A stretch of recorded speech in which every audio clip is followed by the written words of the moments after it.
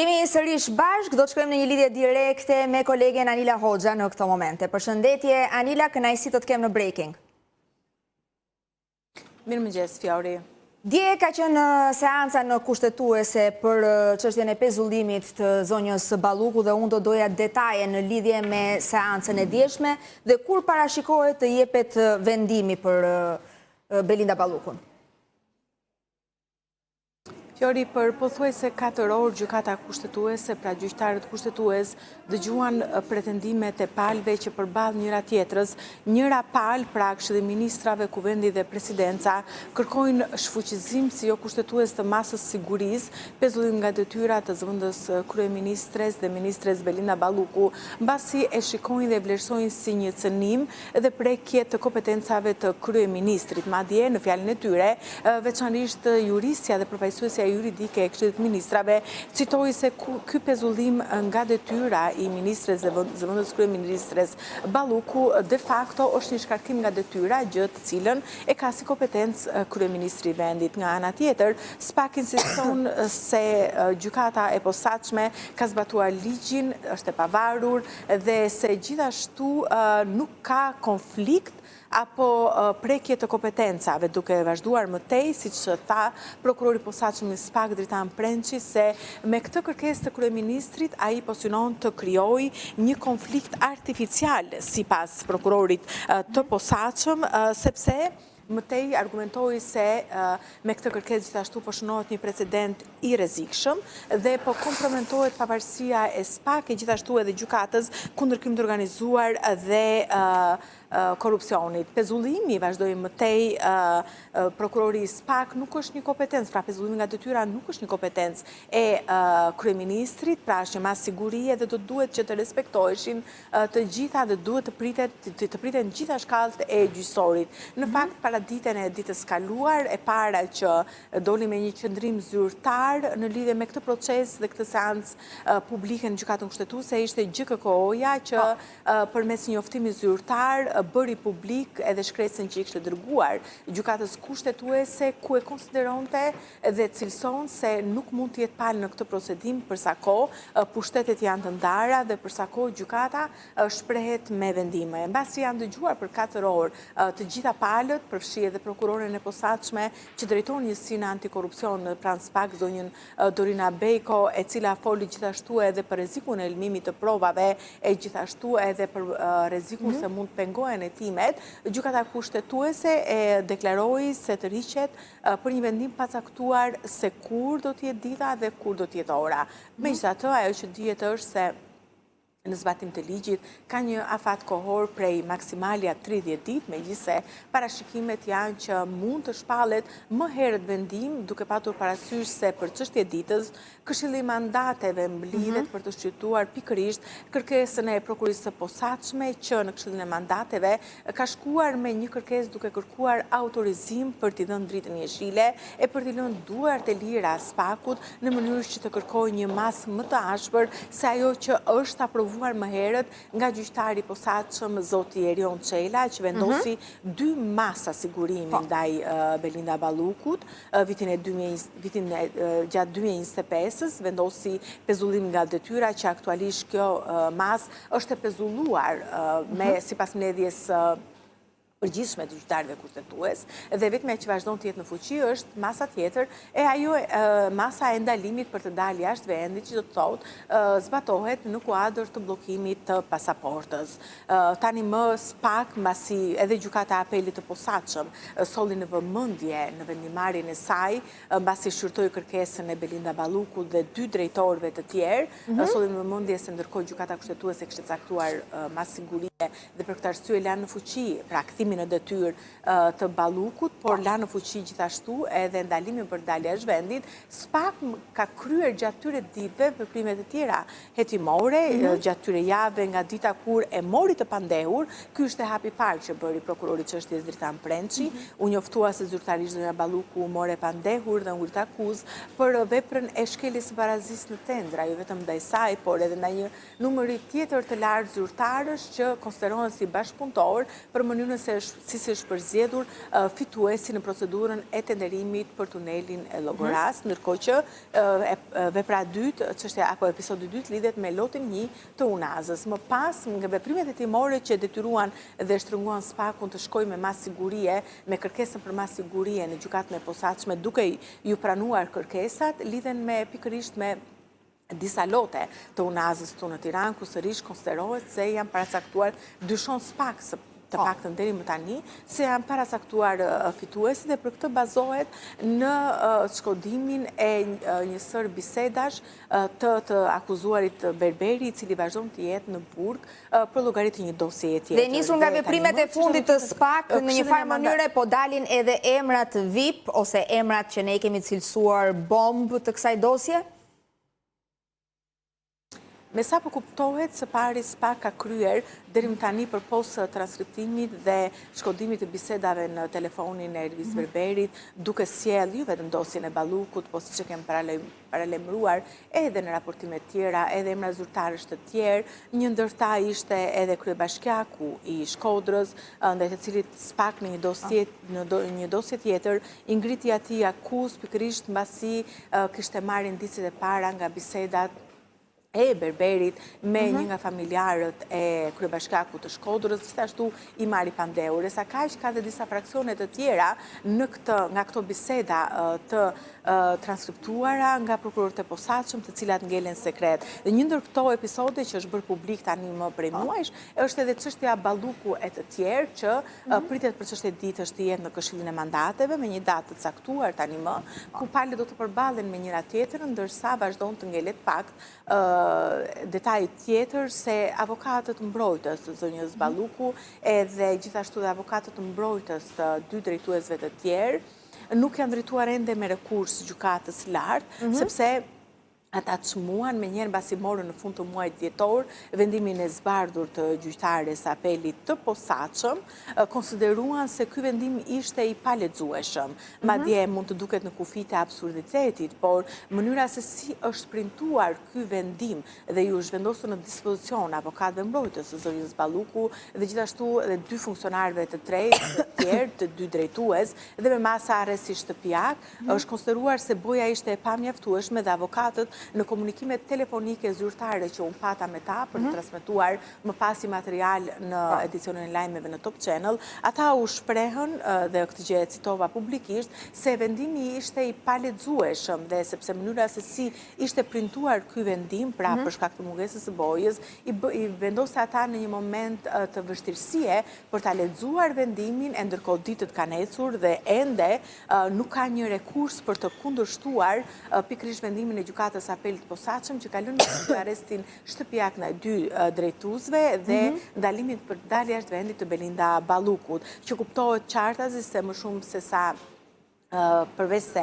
një problematik me printerin që siç kuptohet në mënyrë atipike në këtë rast nuk ishte bojën e mjaftueshme për ta zbardhur e për ta bërë vendimin të lexueshëm,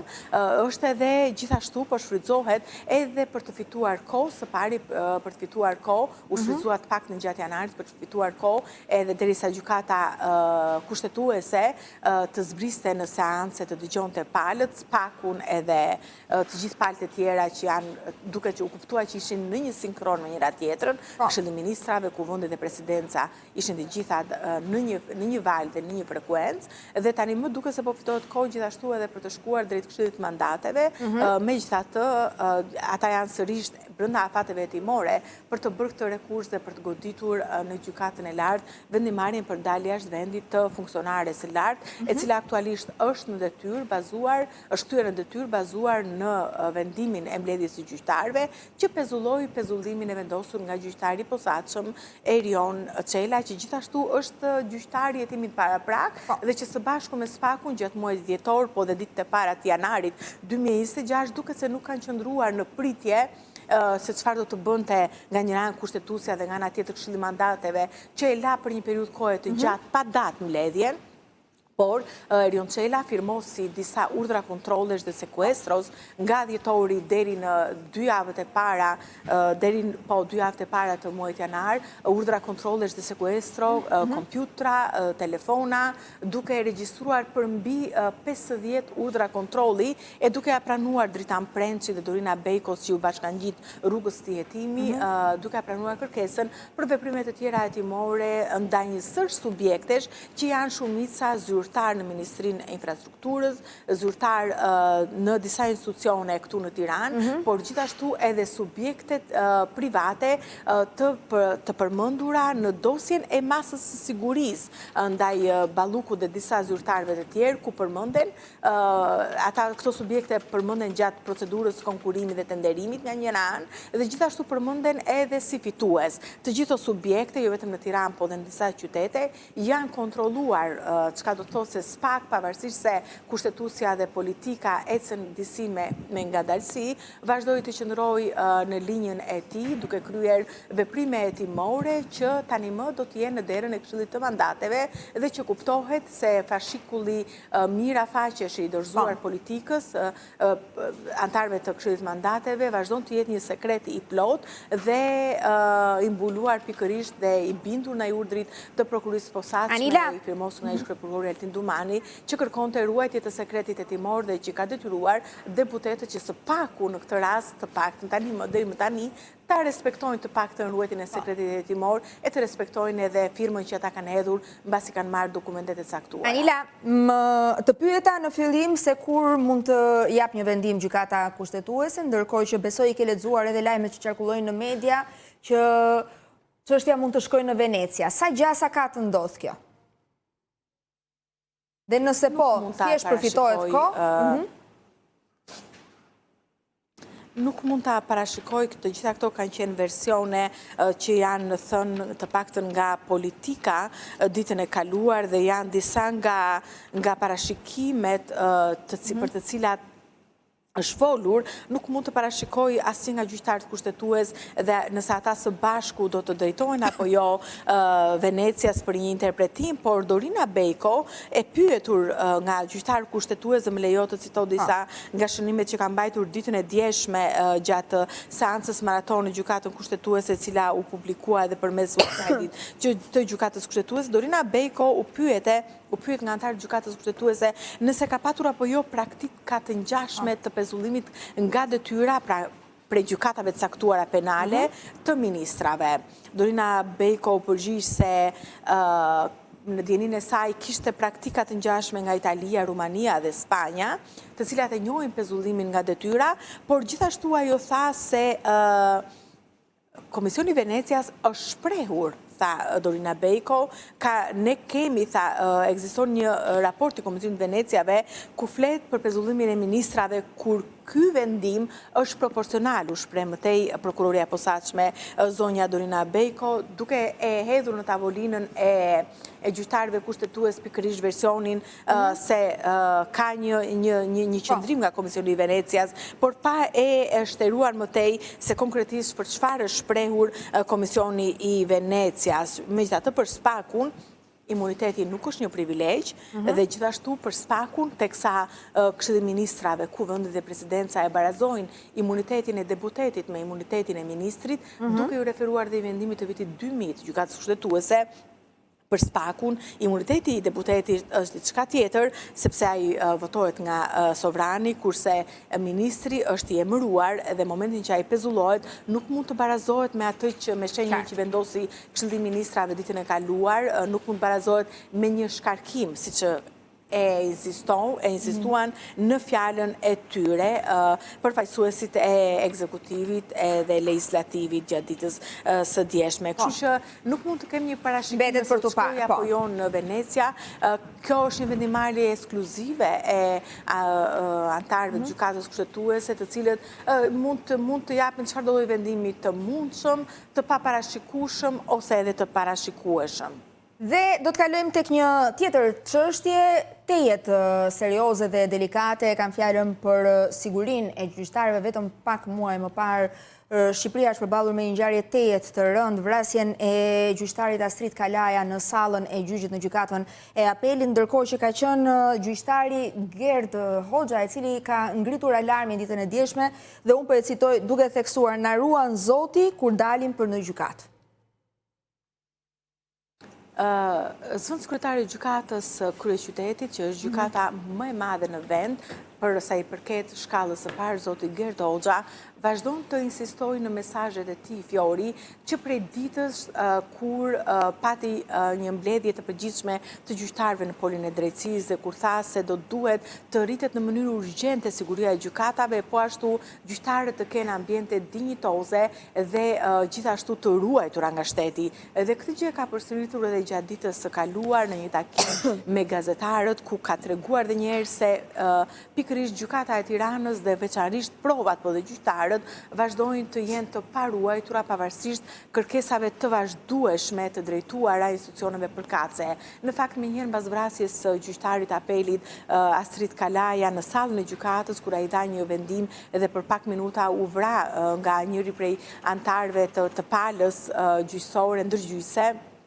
pavarësisht se pati mjaft premtime ku tha se do të ngriheshin, do të propozohesh në udhëzime, ndryshime në aktet ligjore për mënyrën dhe për formatin se si ruhen godinat e gjykatave, vazhdon që kjo të jetë një premtim dhe një fjali e thënë pikërisht në dhimbje e sipër, por e pazbatueshme. Nga njëra anë, policia vazhdon të ruaj në respektim të urdhrave dhe ligjeve në fuqi perimetrin e jashtëm dhe të bëjmë madje punë vullnetare duke ruajtur edhe në ambientet e brendshme, pavarësisht se ambientet e brendshme të gjykatave vazhdojnë të jenë në kompetencë të stafit që do duhet të jetë i trajnuar. Pati një sër deklaratash madje edhe në Komisionin e Ligjeve për shqetësimin e mosruajtjes së gjykatave, për rrjedhim edhe të mosruajtjes dhe rrezikimin e jetës së gjyqtarëve dhe prokurorëve në Shqipëri, por ky shqetësim mbas valës dhe mbasi